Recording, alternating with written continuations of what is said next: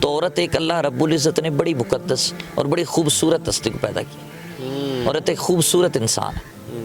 ایک حکم ایسا ہے کہ جہاں پر پہلے عورت کو ایڈریس کیا گیا ہے بعد میں مرد کو ایڈریس کیا. بہت شاندار ریسرچ ہے. اتنی فضیلت ہے, اتنی فضیلت و اہمیت سے اجاگر کیا گیا. اور بلکہ حضور نے فرمایا الجنت تحت اقدام الامہات, your heaven lies under the feet of your mother. چیز ہے وہ ڈھکی ہوئی ہے, کیا وہ محفوظ ہے یا ایک ایسی چیز ہے جو ڈھکی ہوئی نہیں ہے, سر عام ہے اور وہ کھلی ہے؟ دونوں میں سے کس چیز کی حفاظت ہے؟ اس چیز کی ہے کہ جس کے اوپر پردہ ہے, ڈھکی ہوئی ہے. تو عورت ایک اللہ رب العزت نے بڑی مقدس اور بڑی خوبصورت ہستی کو پیدا کی. آپ حکم دے دیجیے کہ جب وہ گھر سے باہر نکلیں تو اپنے اوپر چادر اوڑھ لیں. ذالک ادنی یعرفن فلا یؤذین, اس سے پہچان تو ہو جائے گی لیکن انہیں اذیت نہیں ہو.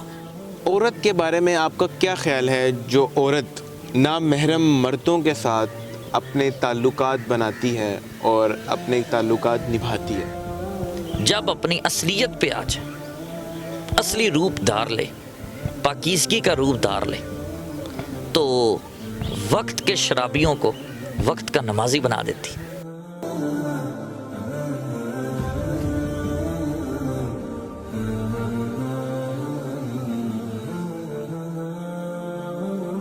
بسم اللہ الرحمن الرحیم. السلام علیکم, میں ہوں آپ کا ہوسٹ احمد اور آج آپ مجھے رمضان کی پوڈ کاسٹ میں ملاحظہ فرما رہے ہیں.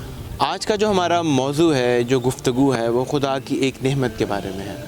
اللہ پاک نے وہ نعمت ہمیں مختلف طرح کی رنگ میں, مختلف طرح کی شکلوں میں نوازی. کئی جگہوں پر اس نعمت کے پاؤں کے نیچے جنت ہے, کئی جگہوں پر اللہ پاک نے اس کو شریک حیات بنانے کا وعدہ کیا ہے, اور کئی جگہوں پر اللہ پاک نے اسے پال پوس کر بڑا کر کر اپنے ہاتھوں سے رخصت کرنے کا وعدہ کیا ہے. میں بات کر رہا ہوں ایک ماں کی, میں بات کر رہا ہوں ایک بیوی کی, میں بات کر رہا ہوں ایک بیٹی کی, اور میں بات کر رہا ہوں ایک بہن کی, اور میرا موضوع ہے عورت. السلام علیکم سر. وعلیکم السلام. سر, آج کا جو میرا سوال ہے, سب سے پہلا سوال یہ ہے کہ ہمارے معاشرے میں عورت کی بہت اہمیت ہے, اور میرے پروردگار نے, میرے نبی نے بھی بہت اہمیت دی ہے. تو ذرا آپ خدا نے جتنی اہمیت دی ہے, ذرا اس کے بارے میں ہمیں تھوڑا سا بتائیے گا. بسم اللہ الرحمن الرحیم. سب سے پہلے تو احمد آپ کا شکریہ. آج کا جو موضوع ہے وہ, اس کا جو عنوان ہے وہ ہے عورت, امپورٹنس آف وومین, عورت کی اہمیت. بالکل. پہلے تو یہ بات سمجھیے گا کہ اسلام سے پہلے عورت کی کوئی عزت و احترام نہیں تھا. اچھا. اسلام سے پہلے کوئی اس کی عزت نہیں تھی, کوئی توقیر نہیں تھی, اس کو احترام کی نگاہ سے نہیں دیکھا جاتا تھا. اسلام اس دنیا کے اندر وہ واحد دین ہے کہ جس نے عورت کو بہت زیادہ مقام سے نوازا, عرفہ مقام دیا ہے, اعلیٰ مقام دیا, اور وہ مقام ہمیں قرآن عزیز فرقان حمید کی آیہ مبارکہ سے نظر آتا ہے. وہ مقام ہمیں رسول اللہ صلی اللہ علیہ وسلم کی فرامین سے ہمیں نظر آتا ہے. وہ ہمیں مقام سیرت صحابہ سے نظر آتا ہے. ملاحظہ فرمائیے گا, اللہ رب العزت نے قرآن عزیز کے اندر فرما دیا, یا ایھا الناس انا خلقناکم من ذکر و انثی وجعلناکم شعوبا وقبائل لتعارفوا. اب یہاں پر آیا ہوا ہے خلقناکم من ذکر و انثی, آیا مرد کے ساتھ ساتھ عورت کی بھی تخلیق کا ذکر کیا گیا. جہاں پر بھی ہے انعام و کرام کی بات ہے تو مرد کے ساتھ عورت کو بھی مقام دیا گیا. قرآن عزیز کے اندر اللہ فرما رہا ہے, من عمل صالحا من ذکر و انثی, کوئی بھی ہے تم میں سے, کوئی مرد ہے یا عورت ہے جس نے اچھا کام کیا, فلنحیینہ حیاتا طیبہ, ہم ان کی زندگی کو نواز دیں گے, اچھی اور عرفہ جو ہے اس کی زندگی کو کر دیں گے.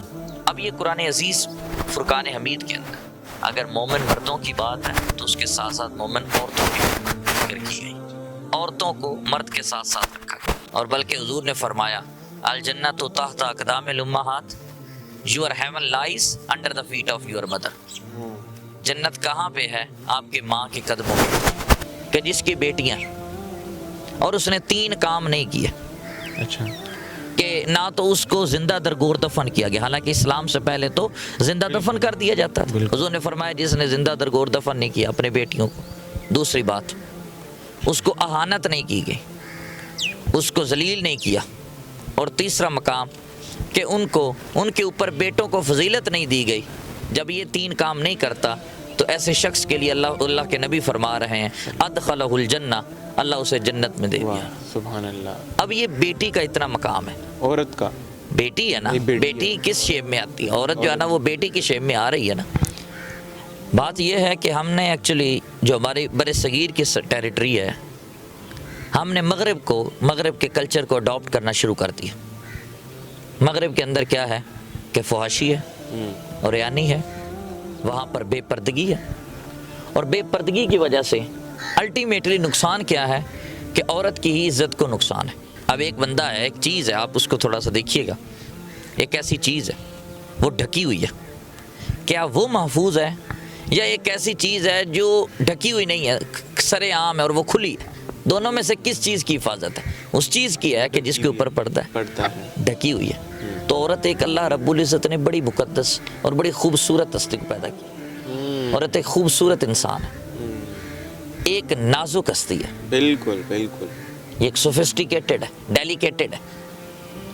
تو اللہ رب العزت نے اس ڈیلیکیشن کے لیے، اس خوبصورتی کو چھپانے کے لیے، تاکہ ہر بندہ اس کو نہ دیکھ سکے، اس کو ایک پردے میں رکھا ہوا ہے. رب لم یزل نے اپنے نبی کریم صلی اللہ علیہ وسلم کو فرمایا سورۃ الاحزاب کے اندر، یا ایھا النبی قل لازواجک وبناتک ونساء المؤمنین یدنین علیہن من جلابیبہن.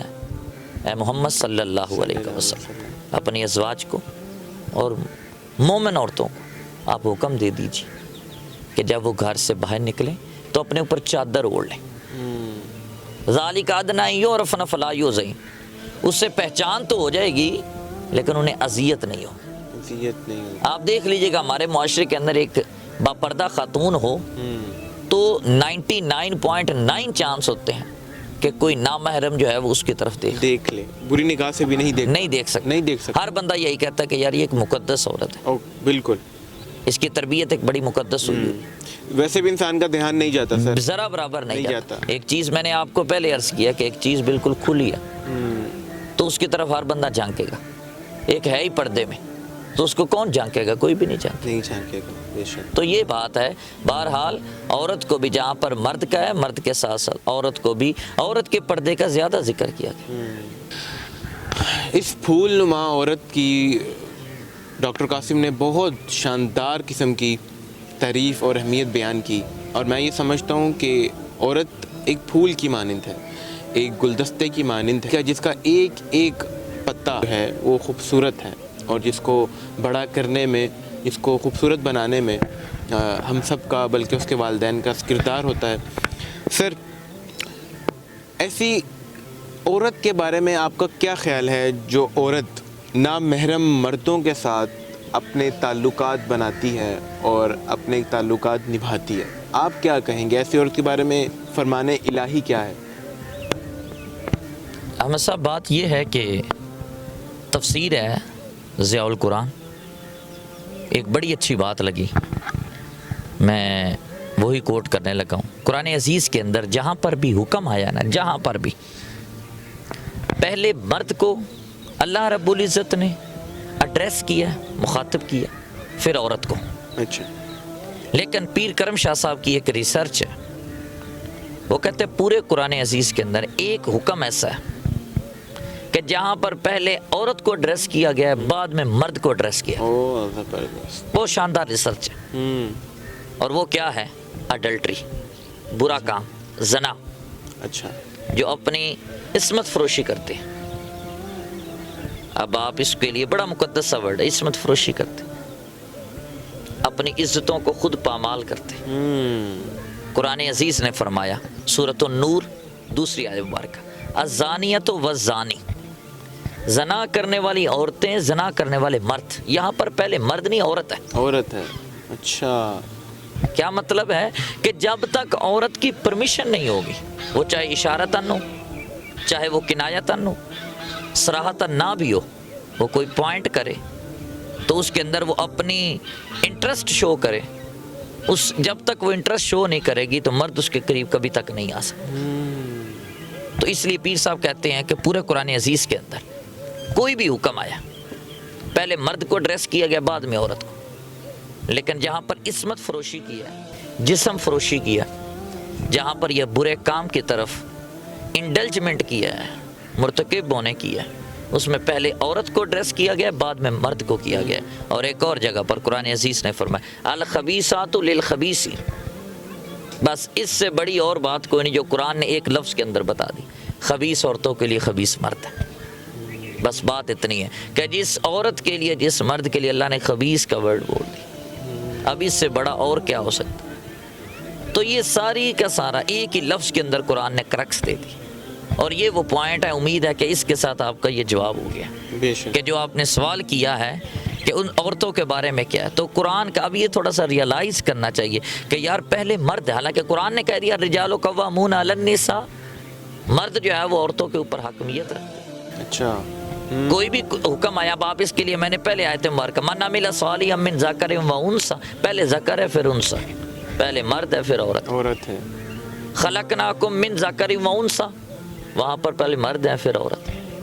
لیکن بات یہ ہے ان المسلمین والمسلمات والمؤمنین والمؤمنات، لیکن جہاں پر خبیثات کی ذکر ہے الخبیثات للخبیثین، بات اتنی سی ہے کہ جب اچھا اگر یہ پاک ہو جائیں، اگر عورت اپنی آئی پہ آ جائے، پاکیزگی کے دہنے پہ آ جائے، جب اپنی اصلیت پہ آ جائے، اصلی روپ دھار لے، پاکیزگی کا روپ دھار لے، تو وقت کے شرابیوں کو وقت کا نمازی بنا دیتی، زبردست، اور وقت کا ولی بنا دیتی، زبردست۔ اور لیکن یہ جب دوسری طرف ٹن لے لے تو بہت سے لوگوں کو بد معاش اور گنڈا بنا دیتی ہے۔ تو یہ عورت کے اندر اللہ رب العزت نے ایک عجیب سی کریکٹرسٹک رکھی کہ اس کے ہاتھ میں مرد کی لگان ہے۔ اب مرد جو ہوتا ہے وہ ایٹومیٹکلی اٹریکٹ ہو جاتا ہے۔ تو آج کے معاشرے کے اندر عورت کو خود بخود اپنی حفاظت کرنی چاہیے۔ وہ کیسے کرنی ہوگی؟ تو قرآن نے ساری کی ساری باؤنڈریز بتا دی ہے۔ زبردست، بہت اعلیٰ، بہت خوبصورت الفاظ کے ساتھ عورت کی اہمیت کو ڈاکٹر قاسم نے وضاح کیا۔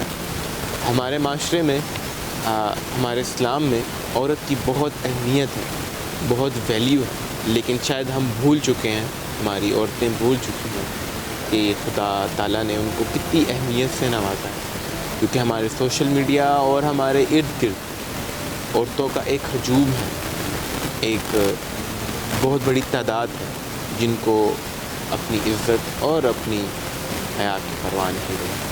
ہماری دعا ہے کہ اللہ ہم سب کی حفاظت فرمائے۔ آپ کا بہت شکریہ ڈاکٹر قاسم، آپ نے ہمیں وقت دیا۔